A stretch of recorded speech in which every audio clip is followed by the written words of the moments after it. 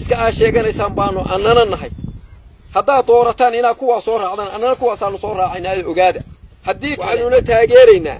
baaqii ay isimada dhulbahante bixiyeen waxaan maqlayaa habeen dhaweyto guddidii garxajis qaarkood halkan ay joogaan xilif weyn bay joogaan qaarna magaalooyinkay joogaan waxa laga hadlay wuxuu ka hadlayay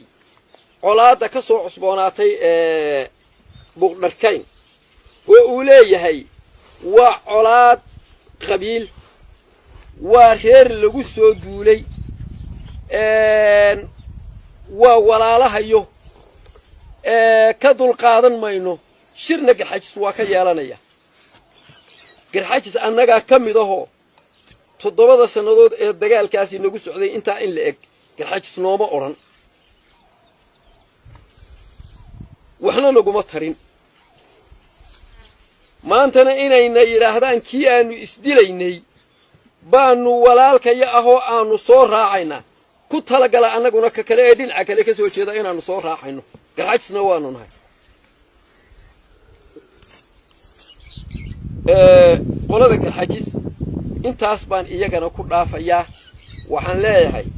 haddaa hiilkiinii u bedeshaan kii xabadda nala dhacayay inaad tiraadaan kaasaanu la walaalnaado kaasaanu soo raacaynaa inkastoo aanay dee dadka wada khusayne cidi afkeeda ka tidhi waxaanu leenahay war arrintaasi inama dhaqdo garxajiska sheeganaysaan baanu annana nahay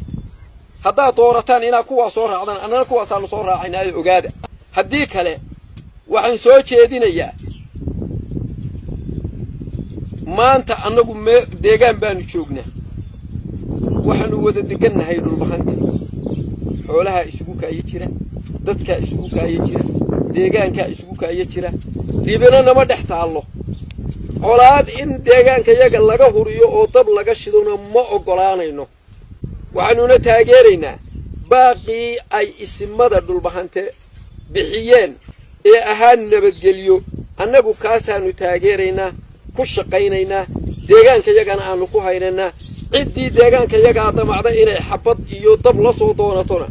annagaa u taagan intaanay dhulbahante u gudbin